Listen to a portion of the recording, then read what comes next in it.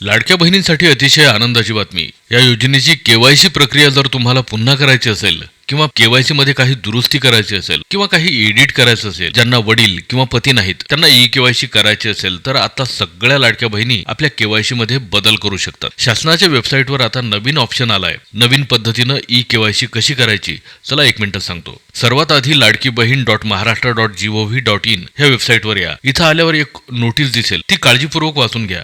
वर 3 डॉटवर क्लिक करा. इथे आपल्याला डेस्कटॉप साईटवर क्लिक करायचं आहे. डेस्कटॉप साईटवर क्लिक केल्यावर इथे झूम करून क्लिक करा ह्या बटनवर क्लिक करा. केवायसी साठी पेज ओपन होईल. लाडक्या बहिणींचा लाभार्थी आधार क्रमांक इथे टाका आणि जसा आहे तसा कॅप्चा इथे टाका. मी सहमत आहे वर क्लिक करा. नंतर ओटीपी पाठवावर क्लिक करायचं आहे. तुमच्या आधार कार्डला जो नंबर लिंक असेल त्यावर ओटीपी येईल, तो इथे टाका आणि सबमिट करावर क्लिक करा. सबमिट केल्यावर नवीन ऑप्शन आलाय. स्क्रीनवर तुम्हाला 2 ऑप्शन दिसतील, विवाहित आणि अविवाहित. तुम्ही विवाहित असाल तर तिथे क्लिक करा आणि अविवाहित असाल तर बाजूला क्लिक करा. त्यानंतर अविवाहित वर जर क्लिक केलं असेल तर तुम्हाला विचारलं जाईल पती हयात आहे, पतीचे निधन झालं आणि घटस्फोटित जे असेल ते ऑप्शन समोरील बॉक्समध्ये क्लिक करा. पती हयात असेल तर तुम्हाला आधार नंबर टाकायचा आहे. तुम्ही जर दुसरा ऑप्शन टाकला पतीचं निधन झालं आहे तर तुम्हाला आधार क्रमांक टाकावा लागणार नाही, त्यांची डायरेक्ट केवायसी होईल. आता मी पती हयात आहे म्हणून पतीचा आधार नंबर टाकून ओटीपी घेतला. पुढे जातीचा प्रवर्ग विचारला जाईल. SC ST OBC जो असेल तो सिलेक्ट करा. त्यानंतर इथे पहिला ऑप्शन नाही करायचा आहे. बी ऑप्शन सुद्धा नाही वर क्लिक करायचं आहे. खाली उपरोक्त माहितीजवळ टिक करा आणि खाली